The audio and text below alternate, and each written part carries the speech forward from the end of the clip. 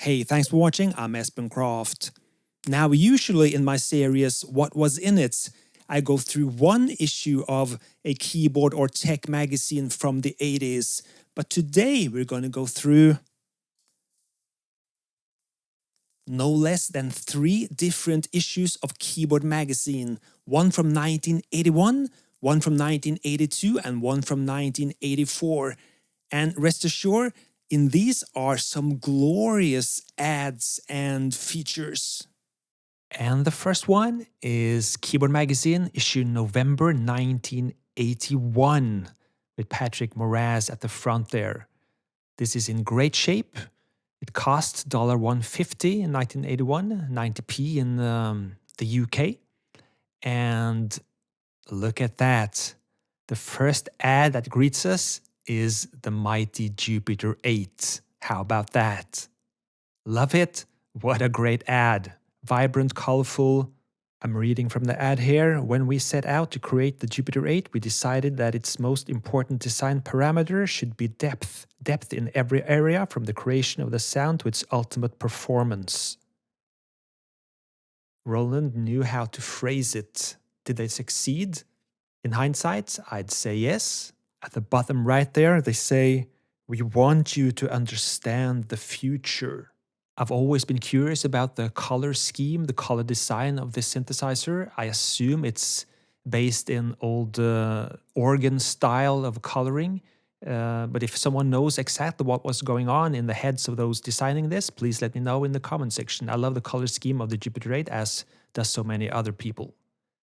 Okay, moving on. Now remember that this is pre-MIDI, the pre-MIDI area, and synthesizers at this point is only starting to creep into mainstream popular music as a sort of a main tool. So not many of the articles really focuses on synthesizers as such. So a lot of the features in Keyboard Magazine at this point was really focusing on the players, playing techniques and stuff like that. So we're just gonna skip through most of that today and focus more on the actual ads that we can see. And here's one that we have seen in some of my videos about this before, the Moog Rogue. Shift into overdrive, it says. And an organ solo can be useful if you're playing the organ. And like I said, there's a lot of black and white photos, articles, long on text in these issues of Keyboard Magazine. Very interesting if you want to read yourself, but not so interesting in a video like this. And here's one, the Firstman SQ01 sequence synthesizer from Multivox. I've never used one, never saw one, don't know how it worked. Please say so in the comment section if you have info on that. Love to hear it. Experience transformation, the Dyno My Piano, is that a Rhodes? I'm actually not sure. Electro Voice microphones, going strong back in 1981. Home studio synthesizer projects by Craig Anderton. Very interesting stuff. If you were into electronics and stuff like that, you could pick up a lot of cool ideas from a lot of his features back in the early 80s. Yamaha E70 organ. And look at this ad for the Synclavier 2 from New England Digital.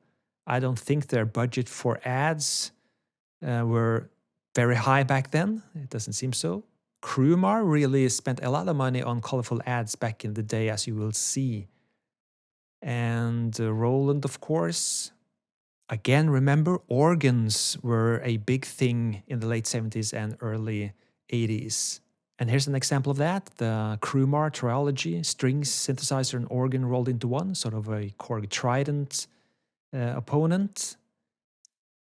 More features on organs. Ah yes, more colorful ads, Oberheim with the DSX and DMX, sequencer and drum machine. And I love how they say this is an actual readout of the DSX or DMX display. So they can really convince us that these displays are showing us useful information. And here's the main feature of this issue, the Patrick Moraz feature. He replaced Rick Wakeman in Yes at the time, and here there are lots of things going on. We have his keyboard rig, synthesizer rig up front here. So you can see a Yamaha CP80, we have a Polymoog, Minimoog, CS80, Jupiter 4, Vocoder Plus, Oberheim 8 voice, basically all the high-end stuff back in the day. Check out the Lin LM1 down left, the Korg CX3. And here's the thing I've never really seen anywhere except for the ads in keyboard magazines from this time period, the Prism. Did anyone use that? Please say so. Shure microphones, and this guy always creeping up at this point in time in keyboard magazine. It's not Woody from Woody Piano Shack. And the Patrick Moraz feature goes on with some piano solos from and by Patrick Moraz. So you can study his techniques and the way he do his things. And usually at this point, just like my videos, the longer they go on, the less and less people are still watching and browsing through keyboard magazines. So the colorful ads are almost gone by this point. You have a cool one here, the Barber Pole Phaser module. But EMU wants you to play a turkey or a dog or a cat or whatever you want by introducing their emulator. Or you could get some nice keyboard wear for Christmas, as the ad says, or the lady says. More electronics, circuits, etc. at the back here, and smaller articles, often on electronics or practical issues, etc. I really liked these smaller articles at the back of Keyboard Magazine back in those days. Lots of tips and tricks that I've used in different ways throughout the years. Bob Moog on synthesizers. He had a lot of small articles in keyboard magazines back then. Love it. So coming towards the end here. And there's usually one colorful ad at the very last page or pages. So let's see what we have here. Yamaha, of course. And Sequential with their Prophet 5 and Poly Sequencer. It's a cool ad, by the way. Ah, yes, and Korg with their Trident synth, strings, and brass synthesizer. And Crumar Straits at the very end. So that is Keyboard Magazine issue November 1981. Let's move on to issue July 1982. And right off the bat, we have this glorious ad for the Roland Jupiter 6. And you have Shikuria with his Studio Master mixer, the 8.4. So let's see what ads we have here. Yeah, that's the one we saw in the previous issue. And here's the SR88 rhythm machine from Sound Master. And we have the Yamaha Porta Sound series of smaller keyboards. Again, this is from 1982. Again, pre-MIDI. And check out the Cynthia. I've never ever heard of this before or after. Please let me know in the comment section if you know. And here's the main feature of this Keyboard Magazine issue 1982. A big, very big feature on Thelonious Monk, a legendary player at the time. I'm just going to skip all that in this video, not my focus at all. So most of this issue is dedicated to him at the time. He had just passed, so this issue was mainly about him. But here we have a nice ad for the Korg Poly6, a direct competitor to the Roland Juno 6 or 60, even more so with its sound memory. And of course, the Lindrum, check out the price, $2,995 in 1982. Not for anyone to just buy. And a nice ad for the Rhodes Chroma, as it was called in 1982. It went through some name changes and different owners. And now the budget for ads at New England Digital has somewhat improved, it seems. They're doing some nice colorful ads now for different options and features of their Synclavier system. Sample to disc option in 1982. The Crumar again to the left there. So definitely up their budget for ads. Music printing option for the Synclavier 2. And check out that Yamaha CS70M there. The M series was really something. Very expensive to buy today. You could get your music video lessons on VHS if you wanted to, of course. The Synclavier 2 seminar. I wondered how much that cost to attend. Probably not cheap. And a Fairlight ad in black and white. I think they upped their budget a few years later. Fairlight CMI. You could buy a cassette with some demo sounds on it from them, coming all the way from Australia. To the left there, Don Airy, keyboardist for Rainbow, and Ozzy Osbourne with this rig. CS80, Minimoog, etc. Nice stuff. Again, those smaller articles at the back here. And like the previous issue, not so many colorful ads coming towards the end of the magazine, where we now find a very nice ad for the Memory Moog. The ultimate sound of Moog, as it says. Moog or Moog, the debate will always go on, so I just alternate between different ways of saying the brand name. So for anyone with OCD on the matter, you can really have a field day now. And Oberheim had their OBXA now added to their collection.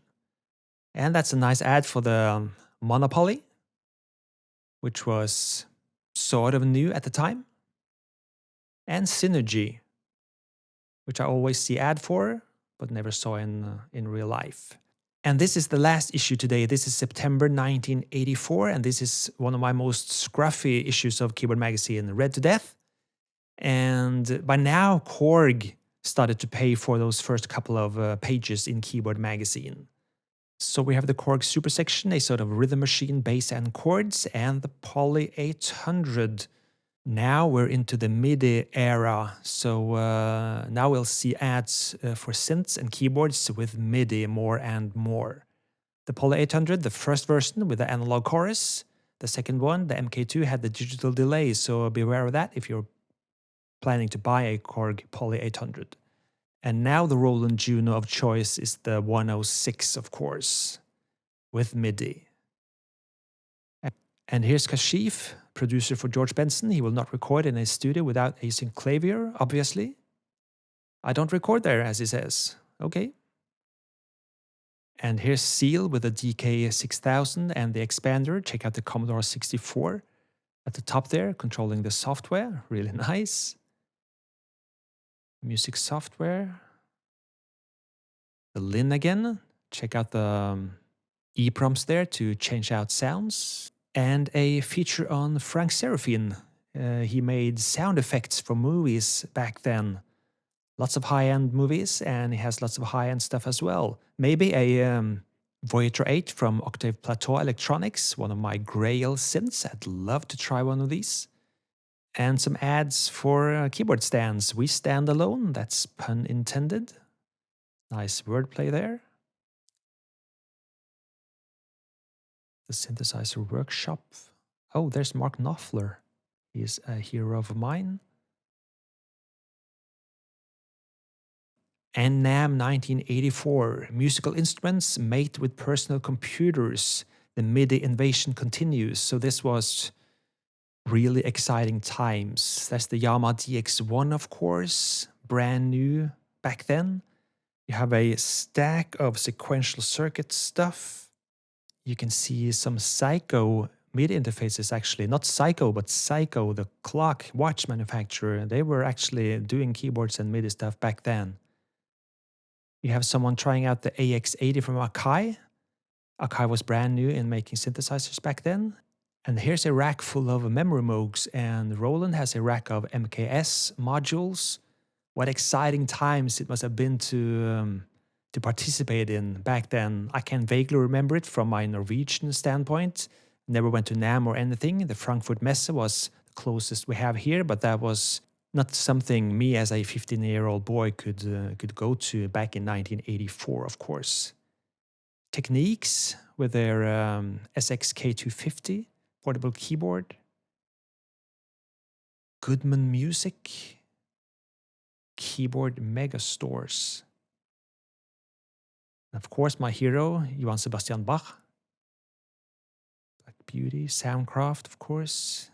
different types of mixers. And here's the main feature of this issue, Geddy Lee from Rush.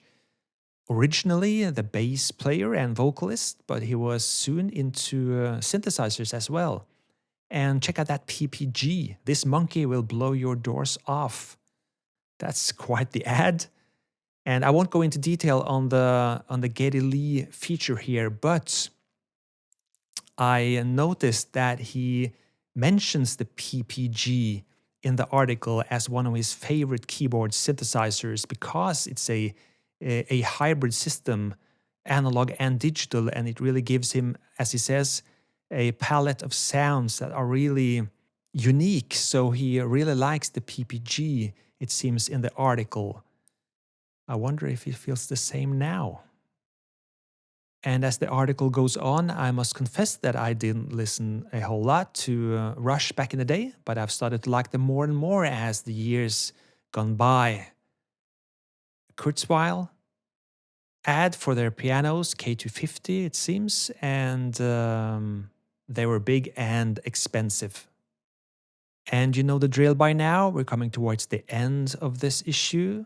The smaller articles, smaller featurettes. Interesting on their own. Pitch, intonation, and tone color. Again, a small article by a Bog Moog. Love those articles. And let's see if we have some colorful ads now as we're slowly moving towards the end here. The keyboard report started to getting bigger, and here's the Oberheim expander with a Jim Aiken review back in the day. I recently did a video on the Matrix 12, so you can check out that if you want my thoughts on the expander and Matrix 12. The Condor DMS Digital, never heard of it. So let's check out the last page here, the spec sheet with the Korg EX800 and AX80 from Akai, but check out this one to the right there. The 360 digital keyboard from 360 Systems. Anyone use that? Well, the last page is gone actually, because this is a scruffy copy of this issue, but well, it's still here. And that sort of wraps it up nicely. 3 keyboard magazine issues from the early 80s in less than 20 minutes. Mostly ads this time, but I hope you enjoyed it. I had a lot of fun going through this with you. So see you next time, and cheers!